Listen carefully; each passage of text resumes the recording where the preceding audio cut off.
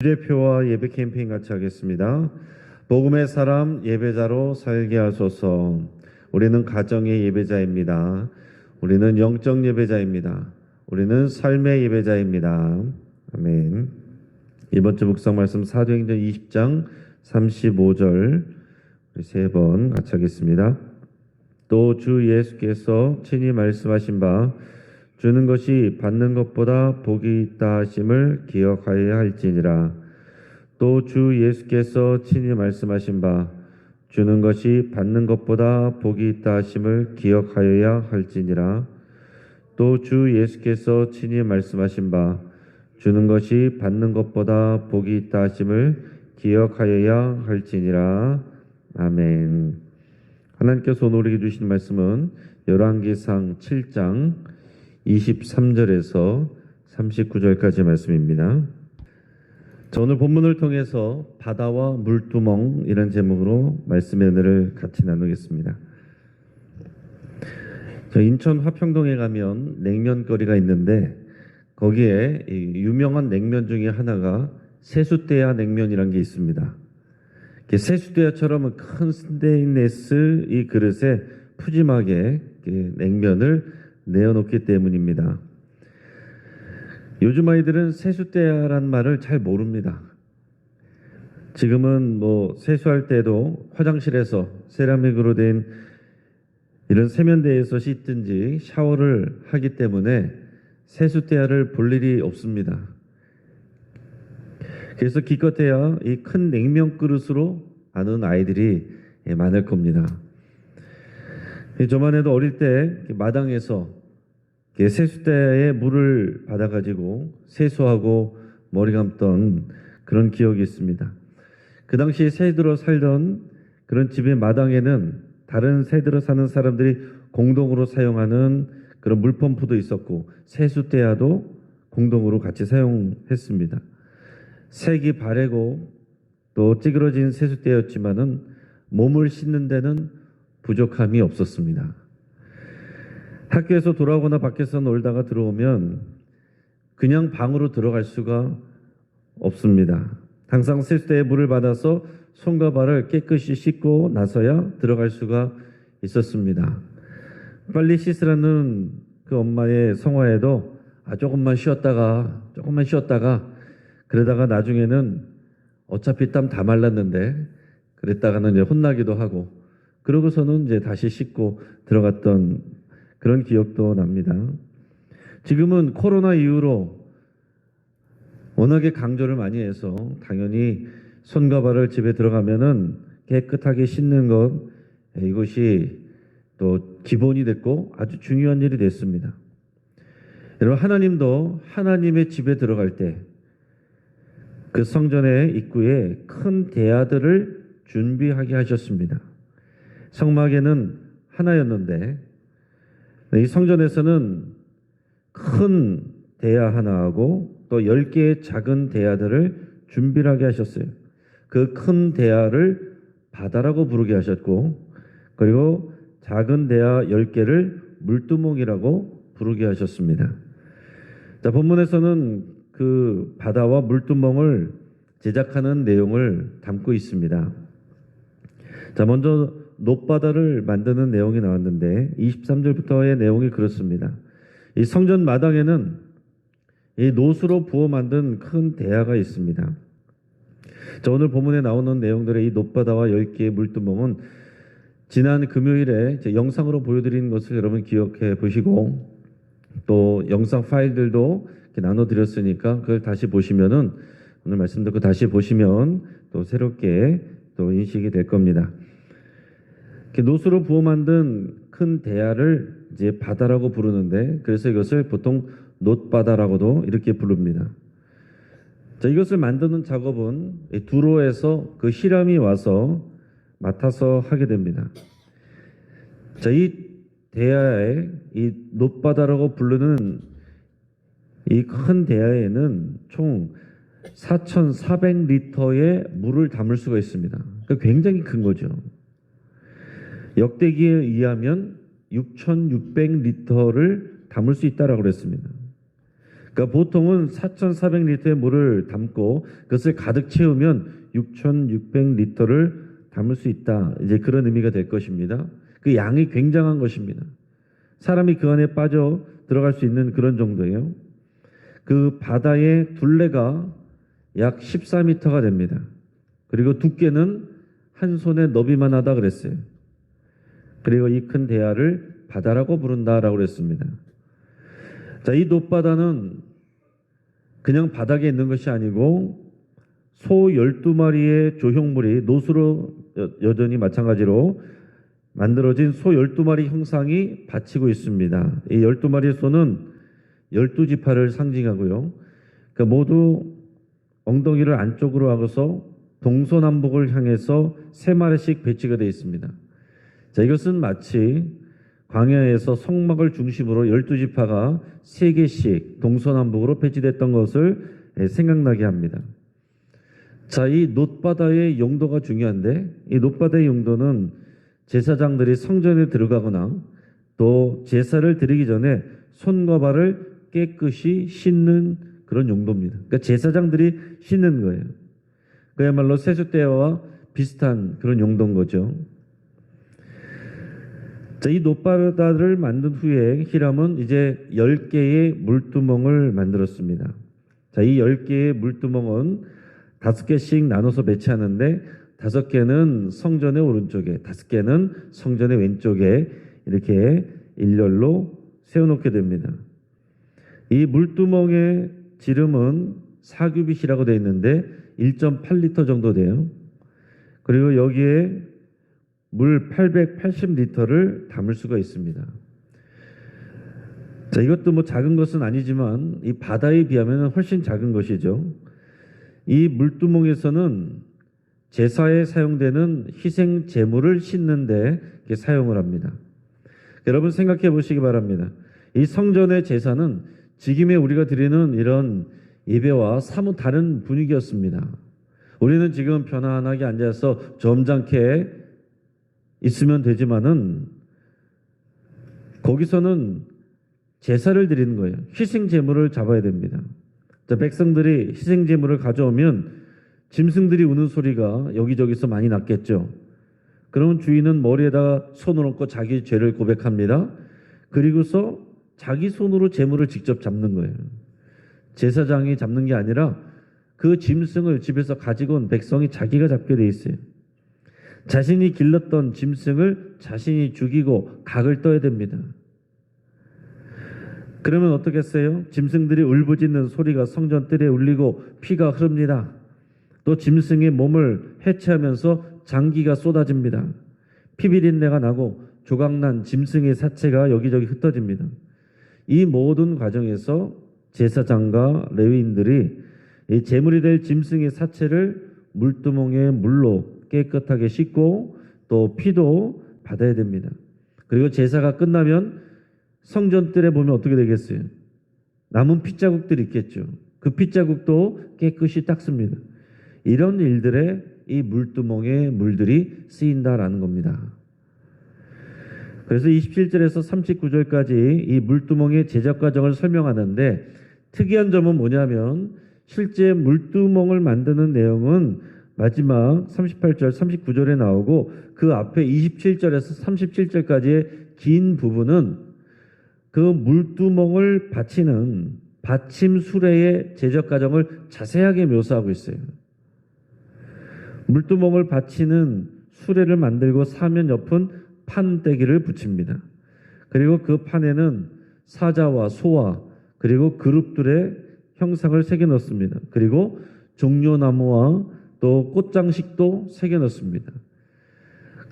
그러니까 에덴 동산을 상징하기도 하고 천사를 상징하기도 하고 하나님의 영광과 임재를 상징하는 그런 모양들이 그 물두멍을 받치는 받침대 그 수레의 판에도 다 새겨 넣는다라는 얘기예요. 그리고 그 수레에도 바퀴를 장식하는데 바퀴는 병거 바퀴를 만드는 것과 똑같이 만듭니다. 근데 모두 놋으로 부어 만들어요. 자, 바다도 그랬지만은 물두멍도 그 받침도 바퀴도 모든 것을 다 놋으로 부어서 만듭니다. 그리고 바퀴는 신속한 이동을 위해서 다른 거죠. 그러니까 실제로 이제 제사를 지내면서 계속해서 사람들이 들어오고 제사를 지내고 여러 마리의 짐승들을 잡고 이것들을 깨끗하게 씻으려면은 계속해서 물을 가지고 왔다 갔다 해야 되기 때문에 수레바퀴 형태로 만들어서 그 위에다가 물두멍을 올려놨다라는 얘기입니다. 우리가 생각해 보면 하찮게 생각될 수 있는 이런 받침 수레와 이 바퀴인데 이것을 만드는 데 있어서도 하나님이 가르쳐 주시고 다윗이 알려준 그 식양 그대로 정성스럽게 이렇게 만들고 있다라는 것을 보여주고 있습니다. 그리고 여기에 그런 형상들을 앞에 있는 성소를 만들 때 그 안에 새겨진 모양들을 이런 수레바퀴에도 다 그대로 형상을 새긴다는 것은 하나님의 영광과 임재가 이 성전 뜰에까지 가득하다는 것을 말씀하고 있는 것입니다. 그리고 성전에 있는 그 어떤 기구도 하나님을 예배하는 데 쓰이는 그 어떤 기구도 하찮은 것이었고 다 귀하다는 것을 우리에게 교훈하고 있는 겁니다. 자, 이제 말씀을 정리할 건데요. 성전 뜰에는 뭐가 있다라고 그랬습니까? 놋바다와 10개의 물두멍이 있습니다. 앞에서 말씀드린 것처럼 어릴 적 집에 들어갈 때 세숫대에 물을 담아 씻고 들어갔던 것처럼 제사장들이 성막에 입장하거나 거룩한 제사를 담당할 때 이 놋바다에서 손과 발을 깨끗이 씻어야 됐습니다. 하면 좋고 안 하면 말고가 아니라 제사장들이 이렇게 안 하면 하나님께 죽임을 당하게 돼 있어요. 지금 이슬람의 회당 같은 데도 여러분이 가끔 이제 외국에 나가셔서 이제 뭐 관광지에서나 이렇게 가보실 기회가 있으면은 거기도 마찬가지입니다. 이제 외부 사람들이 들어갈 때도 그냥 못 들어가고 손과 발을 거기 이제 수도가에서 다 씻고 그러고 맨발로 들어가게 돼 있어요. 그러니까 기본적으로 하나님 앞에 나갈 때, 하나님 앞에 예배할 때 우리를 깨끗하게 씻는 게 기본이다라는 얘기입니다. 또한 제사를 위해서 드려지는 이 희생 제물도 물두멍에 물을 통해서 깨끗이 씻어야 합니다. 자, 그러니까 이 성전 뜰의 기능, 지금은 성전 뜰에 있는 내용들입니다. 성전 뜰의 기능은 씻는 기능이에요. 이것은 씻는 곳입니다. 자, 이 성전 뜰에는 바다와 물두멍이 있지만 또 옆에는 뭐가 있습니까? 희생제물을 하나님께 바치는 번제단이 있어요. 그러니까 번제단에서는 희생제물의 피가 흐릅니다. 그 희생제물의 피로 인간의 죄를 씻습니다. 그리고 물로 제사장들의 손과 발을 씻습니다. 왜 이런 일을 합니까? 하나님은 거룩한 하나님이시고 하나님의 백성들이 마찬가지로 거룩하고 정결하기를 원하세요. 우리의 더러운 것들을 깨끗이 씻기를 원하십니다. 우리의 죄가 씻어져야 되고 우리의 몸도 깨끗이 정결하게 씻어야 됩니다. 자, 우리는 어떻습니까? 우리는 교회 들어올 때 여러분 씻고 들어오지 않으시죠? 우리는 씻고 들어오지 않지만은 우리는 믿음으로 예수 그리스도의 피로 단번에 죄를 씻었습니다. 그렇지만 우리는 거룩한 만인 제사장으로서 살아가기 때문에 우리는 다시 구원을 위해서 또 피로 씻음 받을 필요가 없습니다. 우리는 매일 물로 씻으면 됩니다. 주의 말씀으로 우리 자신을 돌아보고 회개함으로 정결한 상태를 유지하면 된다라는 얘기예요. 여러분, 하나님은 거룩하시고 마찬가지로 백성들도 거룩하기를 원하십니다. 그래서 하나님 앞에 나갈 때는 반드시 우리의 상태를 돌아보고 정결하게 하는 일이 필요합니다. 그리고 우리가 삶의 예배자이기 때문에 삶의 상황 속에서도 항상 우리 마음과 영혼과 생각을 깨끗하고 정결하게 하는 일들을 해야 됩니다. 우리가 손과 발을 매일 씻는 것처럼 여러분 우리의 생각을 우리의 마음을 깨끗하게 씻어야 돼요. 가만히 있으면은 계속해서 여러 가지 이런 미디어를 통해서 사람들의 말을 통해서 우리의 말과 행동을 통해서 우리 안에 더러운 것들이 쌓입니다. 그래서 우리가 구원을 위해서 씻는 것이 아니라 정결을 위해서 씻는 거예요. 매일같이 우리가 씻어야 되는 것이고, 우리가 그래서 믿음으로 우리가 그리스도의 피로 우리를 씻는다, 그렇게 또 기도하고, 또 주의 말씀으로 우리를 깨끗하게 씻고 성령의 생수로 우리를 깨끗하게 하고, 이런 것들을 우리가 매일 하는 것입니다.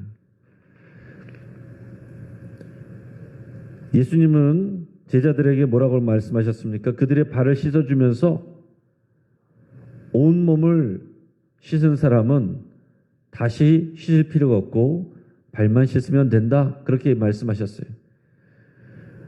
이미 구원받은 우리는 다시 구원받기 위해서 그 회개의 죄 씻음을 받을 필요가 있는 것이 아니라, 구원받은 하나님의 백성으로서, 만인 제사장으로서 우리가 물두멍에서 손과 발을 씻듯이 매일 우리가 정결을 위하여 씻는 것이 중요한 거다라는 얘기예요. 또 마지막으로 물두멍을 바치는 이 받침수리 하나를 제작해도 하나님의 거룩과 임재의 의미가 그 안에 다 들어가 있습니다. 여러분, 교회도 마찬가지입니다. 어떤 직분과 봉사도 가치 없는 것이 없어요. 다 하나님의 임재와 영광 가운데 있어야 되는 것이고, 그럴 수 있는 겁니다. 보는 이가 없고 알아주는 이가 없어도 하나님은 모두를 보고 계시고 기억하고 계시고 귀하게 여기고 계십니다. 여러분, 밖에서 안내를 하고 있어도, 주방에서 설거지를 하고 있어도 다 하나님의 임재 가운데 사는 거룩한 일이에요. 우리가 그 마음을 가져야 됩니다. 우리 하나님 모두를 보고 계십니다. 작은 순종과 헌신도 하나님은 다 귀하게 여기십니다. 우리가 믿음으로 함께 모여서 예배할 때도 거룩해야 되지만, 여러분들이 교회이고 여러분들이 삶의 예배자이기 때문에 여러분들이 살아가는 그곳에서 정결하게 사시고 여러분들을 통해서 그곳을 깨끗하게 하시기를 주의 이름으로 축복합니다. 같이 한번 기도하겠습니다. 오늘 말씀을 붙들고 기도할 때에 예수 그리스도의 보혈로 우리 죄를 단번에 씻어주신 우리 하나님께 감사드리며 기도할 수 있게 바랍니다. 또 주의 말씀과 성령의 생수로 우리를 날마다 정결케 해주시기를 여러분 기도하시고, 또 작은 일도 하나님이 크게 보신다는 것을 기억하시며 우리에게 맡겨진 작은 일이라도 사명으로 최선을 다하여 일하기로 여러분 결단하며 기도할 수 있게 바랍니다. 우리 주주클로 가정예배를 위해서 기도하여서 우리 가정마다 가정예배가 든든하게 세워지기를 위해서 같이 기도하시고, 또 지금 리비아와 모로코를 위해서 여러분 같이 기도하시기를 바랍니다. 리비아 홍수로 14일 현재 사망자만 11,300명이 넘어가고 있다고 합니다. 2만 명까지도 갈 것이라고 예상된다고 합니다. 또 모로코의 지진으로 거기는 사망자가 지금 2,800명이 넘어가고 있는데 최고 10만 명 이상의 사망자가 나올 수도 있다고 합니다. 리비아 같은 곳에는 곳곳마다 길거리마다 도로마다 시체로 쌓여 있고, 지금 시신 썩는 냄새가 가득하고, 또 시신을 빨리 처리하지 않으면 전염병이 돌기 때문에 지금 다른 것보다도 시신을 담을 그런 비닐백이 제일 먼저 필요하다는 그런 기사들이 있습니다. 지금 그곳은 지옥입니다. 이 비극과 고통 가운데 하나님의 구원이 임하기를 여러분이 간절한 마음으로, 우리 주님의 마음으로 리비아와 모로코를 위해서도 우리 간절히 이 시간 기도할 수 있기 바랍니다. 우리 여러 가지 기도 제목을 가지고 우리 하나님 앞에 나갈 때 주여 한번 부르짖고 합심해서 함께 기도하겠습니다. 주여